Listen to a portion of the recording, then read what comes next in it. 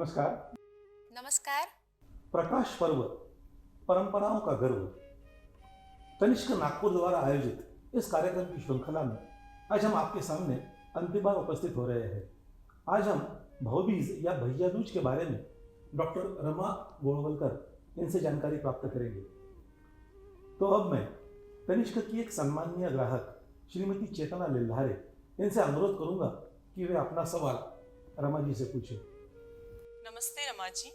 आजकल हम mother's day, fathers day और सिस्टर्स डे आए दिन मनाते आ रहे हैं, लेकिन हम भाई दूज हजारों सालों से मना रहे हैं। इसका क्या महत्व है? क्या प्लीज आप हमें बताएंगे? ये जो भाई दूज की परंपरा है, ये हमारे देश में कम से कम 4000 साल से मनाई जा रही है। 4000 साल मैंने इसलिए कहा आनंद जी, क्योंकि इसका उल्लेख जो है वो हमको ऋग्वेद में मिलता है। अच्छा। और संबंध भी उसका ऋग्वेद से है। ऋग्वेद के 10वें मंडल में 10वां सूक्त है, जिसको यम यमी संवाद सूक्त कहा जाता है। अब यम यमी कौन थे? तो ये थे जुड़वा। अच्छा। भाई बहन। अक्सर हम लोग कहते हैं ना कि वो जुड़वा है। तो इसका मतलब कि उनकी जो प्रसूति है वो एक साथ हुई है। ये एक बहन थी और एक भाई था।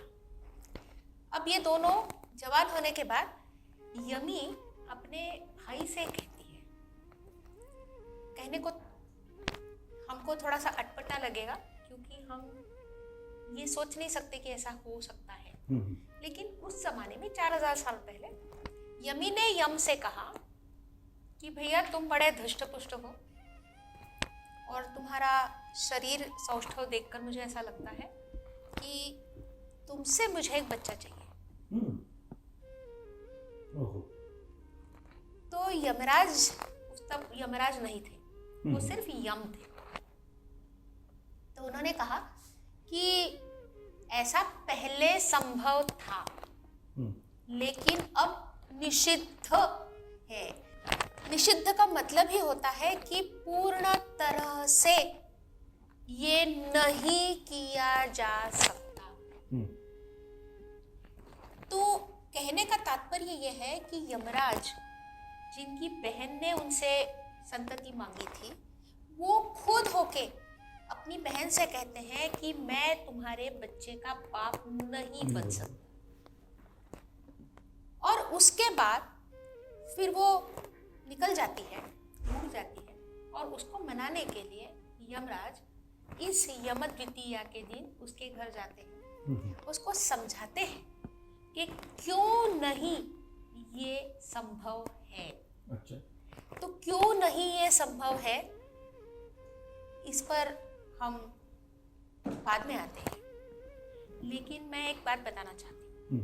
ये यमराज जी जो है ना, ये इस धरातल पर मृत्यु को प्राप्त हुए पहले मानव हैं। और जो स्वर्ग गए सीधे पुण्यात्मा थे, क्योंकि उन्होंने अपनी बहन को जो सही है वो समझाया था।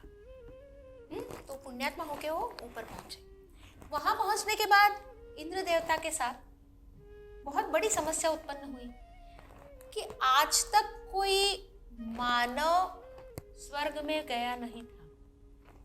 तो ये आके पहुंच गए। अब मानव किसी एक लोक के और इंद्र महाराज किसी एक लोक के। तो हुआ ये कि इंद्र को समझ में ही नहीं आया कि इनके साथ किया क्या जाए। अच्छा, ये अकेले पहुंचे और कुछ समय बीता होगा, उनके बाद बाकी के सारे पुण्यात्मा ऊपर पहुंचने लगे, बहुत सारी भीड़ हो गई। अब तो और भी मुसीबतें हैं, क्योंकि धरती के इंसान को समझाया कैसे जाए कि स्वर्ग में रहा कैसे जाता है। और फिर इंद्र भगवान ने यम को कहा कि भाई ये तुम्हारे देश के लोग हैं या तुम्हारे धरती के लोग हैं, तो तुम ही इनको संभालो, मेरे से तो संभाला जाता नहीं। So you set up a reception room, जहाँ पे जो कोई भी आएगा उसकी यानी उनके बारे में जानकारी ली जाएगी, उनके बारे में ये कहा सारी उन्होंने कितने पुण्य किए, उन्होंने कितने पाप किए, इसका सारा लेखा जोखा होगा। और उसके बाद फिर हम उसका निर्णय करेंगे कि ये स्वर्ग में जाएगा या नरक में। तो फिर मृत्यु के देवता के रूप में यम की अपॉइंटमेंट हुई, ऐसा हम कह सकते हैं। तो भाई दूज के बारे में जानते जानते हम आज ये भी जानेंगे कि यमलोक की स्थापना कैसे हुई। जी।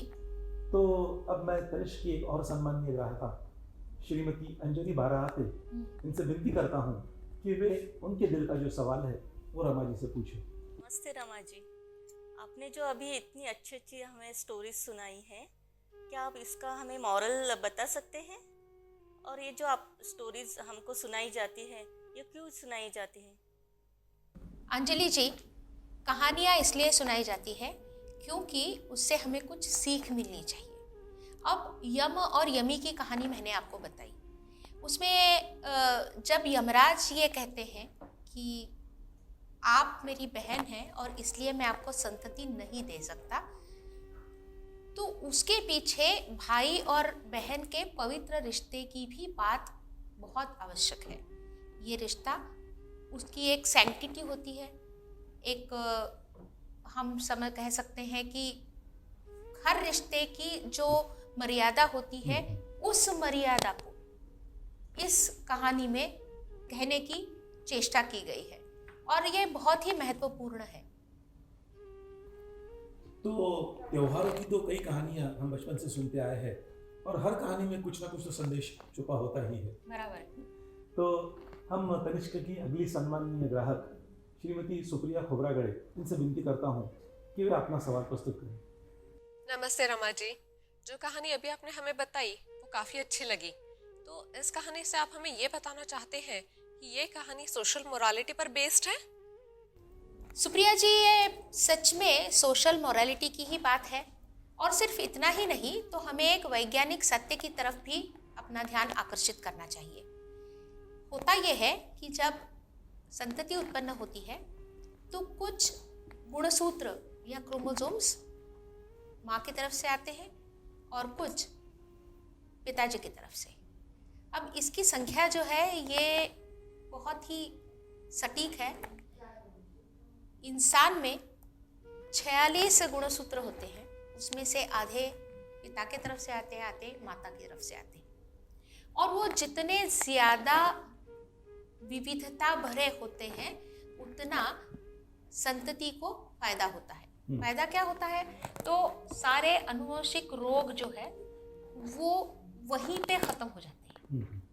और अगर किसी एक परिवार में कोई एक अनुवंशिक रोग है और उसी परिवार में उसी खून के रिश्ते के साथ संबंध बनाकर अगर संतति उत्पन्न होती है, तो बिल्कुल ये आप लिख के रखिए या तय है कि वो सारे अनुवंशिक दोष उस बच्चे में भी आ जाएंगे। इसलिए करीब 4000 साल पहले हमारे भारतीय पूर्वजों ने ये निश्चित कर दिया कि खून के रिश्ते में किसी भी तरह से वैवाहिक संबंध भी नहीं रहेंगे और उससे किसी भी तरह से संतति पैदा नहीं होगी। अब होता क्या है, आजकल के आधुनिक काल में जिसे हम जेनेटिक्स कहते हैं, उसमें इस विशिष्ट विषय को लेकर एक शब्द है, कहते हैं किनशिप। किनशिप यानी जिसके साथ हमारा खून का रिश्ता है। तो खून के रिश्ते को पहचानने का विशिष्ट जीन होता है जो हमारे क्रोमोसोम 6 पर विद्यमान होता है। उससे हमें पता चलता है कि ये मेरा भाई है, ये मेरी माँ है, ये मेरे पिताजी हैं, ये मेरी भांजी है, ये मेरी भतीजी है। ये सारे जो हमारे रिश्ते हैं ना, ये सारे रिश्ते हम पहचानते हैं क्योंकि हमारे पास वो क्रोमोसोम 6 पर वो जीन है जो उनको बताता है कि ये रिश्ते आपके हैं और इनसे आपको दूर रहना।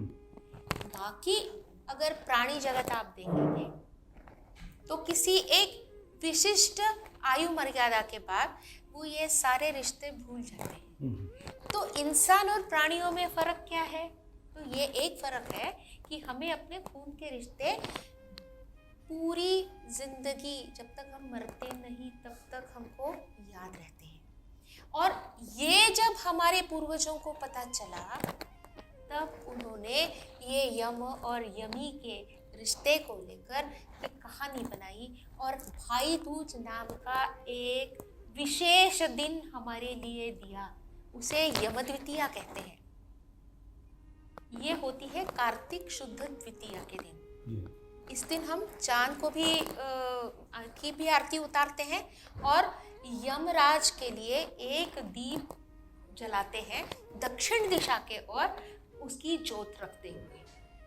तो हम समझने की कोशिश करें कि हमारे पूर्वज कितना आगे की सोच रखते थे कि हमारी प्रोजनी या हमारी संतति सुदृढ़ हो, उसमें कम से कम आनुवंशिक दोष रहे। इसीलिए भाई बहन में और खून के रिश्तों में किसी भी तरह का वैवाहिक संबंध नहीं होना चाहिए।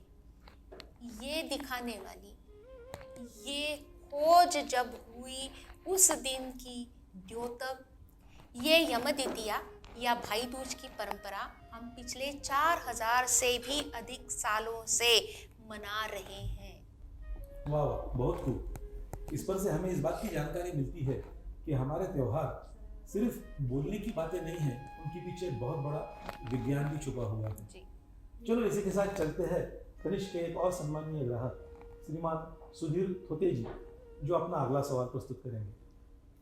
रमा जी, मुझे उत्सुकता है कि भाई बहन के रिश्ते के परे इस कहानी का कोई और अर्थ है? आनंद जी, सुरेश जी ने बड़ा ही टेढ़ा सवाल पूछा है मुझे, और उसका उत्तर भी देना मैं बहुत ज़रूरी मानती हूँ, क्योंकि आजकल हम टीवी पे जो डिबेट सुनते हैं उसमें बहुत ही आम भाषा में कहा जाता है कि ये डाइकोटॉमी है, ये डाइकोटॉमी है। तो एक दिन हमने ढूंढने की कोशिश की कि भाई डाइकोटॉमी है क्या। कोई भी परस्पर दो वस्तुएं या शक्तियाँ या घटनाएं एक साथ हम जोड़ के देखते हैं जो एक दूसरे से जुड़ी हुई होती है, उनको डाइकोटॉमी कहते हैं। उदाहरण के लिए मैं बता देती हूँ कि हम आनंद का पर्व इसलिए दिवाली मना रहे हैं, लेकिन उसमें हम मृत्यु के देवता यम को भी याद कर रहे हैं, क्योंकि कहते यह है कि जिसका जन्म हो रहा है उसका मृत्यु अनिवार्य है। अगर दिन है तो रात भी होनी चाहिए, अगर स्त्री है तो पुरुष होना ही चाहिए। इसको कहते हैं डाइकोटॉमी, जो दो अलग अलग गुणधर्म गुण विशेष के साथ होती है, लेकिन एक ही साथ होनी चाहिए। सुख के साथ दुख होता है, इस हिसाब से। तो हुआ ये कि जब यमी और यम की बात हम करते हैं तो उसकी भी एक बहुत रोचक कहानी है। यम मृत्यु पाकर स्वर्ग सिधार गए, उसका दुख यमी को हुआ ही, क्योंकि भाई है। अब यमी इतनी दुख में थी चूर कि उसको पता ही नहीं था, और तब भगवान ने दिन और रात ऐसे कोई विभाजन में नहीं बनाया था समय को, तो उनको पता ही नहीं चला कि वो कितने दिन, कितनी रातें, कितना समय दुख कर रही है। तो दुख हो रहा है, कई 100 साल बीते, फिर भगवान को लगा यार ये कितने दिन रोएगी। तो फिर उन्होंने उनको ये एहसास दिलाने के लिए कि अभी तो भी आपको रुकना चाहिए, बहुत समय हो गया है। एक 12 घंटे का दिन बनाया और 12 घंटे की रात बनाई। तो यम और यमी, यामिनी यानी रात, वो उनकी तरफ गई और दिन जो है वो यमराज की तरफ गया। अब दिन है तो रात है, तो यम है तो यमी है। ये डाइकोटॉमी है, यानी दो परस्पर भिन्न प्रकार के चीज या वस्तु को हमने इकट्ठा करके एक साथ उसको कहा है। ये डाइकोटॉमी भी हमें ये यम द्वितीया बताती है कि वो जब तक नहीं होगा तब तक ये संसार पूरा नहीं होगा। वाह, बहुत खूब। मैं देख रहा हूँ कि हमारी एक ग्राहक जिन्होंने पहले ही सवाल पूछा था, उनके पास कुछ और भी सवाल है। मैं उन्हें फिर से आमंत्रित करता हूँ, श्रीमती अंजलि बाराहाती जी। हमारे भारतीय सभ्यता में दो त्यौहार मनाए जाते हैं जिसमें भाई और बहन का बहुत महत्व दर्शाया है। भाई दूज और रक्षाबंधन, इन दोनों में अंतर क्या है और समानता क्या है? अंजलि जी, भाई दूज जो है वो कार्तिक शुद्ध द्वितीया के दिन आती है और रक्षाबंधन आता है श्रावण पूर्णिमा के दिन। करीब 5.5 महीने का अंतर है दोनों में, लगभग, थोड़ा सा इधर उधर। तो क्या है, ये 6 मंथली रिन्यूअल है भाई और बहन के रिश्ते को पुनः एक बार उजागर करने के लिए। तो कहा यह जाता है कि बहन मायके आती है और भाई को रक्षाबंधन करती है, और भाई दूज के दिन भाई बहन के घर जाता है और भाई की आरती उतारी जाती है, उसको बहुत अच्छा खाना खिलाया जाता है। अब कैसा होता है कि पुराने ज़माने की बात आप सोचिए, जब मोबाइल फ़ोन नहीं हुआ करते थे, टेलीफोन भी नहीं हुआ करते थे और जाने आने में बहुत दिन लगते थे। तो सीधी सी बात है कि साल में एक बार बहन मायके आके सब लोगों से मिल ली, उसने सब लोगों की हालचाल पूछ ली, आंखों से देख लिया कि अपने माता पिता, भाई और बहनें जो जिनकी शादियां नहीं हुई हैं, अपनी बहुएं जितनी भी हैं, उनसे सब ने मिलके थोड़ा सा प्यार दुलार पाके वो वापस जा रही है। और 5.5 महीने के बाद आने वाली भाई दूज को भाई जाके बहन को देख रहा है कि उसके घर परिवार में सब ठीक तो है, कुछ उसको ज़रूरत तो नहीं है। तो हर साल भाई जब अपनी बहन के पास जाता है तो उसको ये देखना है कि हमारी बहन सुखी तो है, और अगर नहीं है तो क्यों नहीं है, और उसका हम उपाय क्या कर सकते हैं। अब 2 बातें और है कि रक्षाबंधन को लेकर जब हम कहते हैं कि भाई को ये जिम्मेदारी है कि बहन की रक्षा करनी है, तो हमारे पुराणों में ऐसा नहीं है। पुराणों का कहना है कि भाई के घर जाकर बहन ने उसको रक्षा सूत्र बांधना है और उसको ये जता देना है कि भाई तेरे को बहुत सारे कर्तव्य करने हैं और उन कर्तव्यों को करते हुए तुम्हें शक्ति भी मिलनी चाहिए, उनसे तुमने मुंह नहीं मोड़ना है, और साथ ही साथ अगर उनमें कुछ अड़चने हैं, समस्याएं हैं, उनमें कुछ संकट है, आपदा है, विपदा है, तो उन सब से ये रक्षा सूत्र आपकी रक्षा करेगा। ये बहन भाई को बताती है। हमें जो बताया जाता है ना कि रक्षाबंधन में भाई ने बहन की रक्षा करनी चाहिए, इसलिए वो रक्षा सूत्र बांधा जाता है, तो उसके ठीक अलग ऐसा संदर्भ हमें अपने वेदों और पुराणों में मिलता है।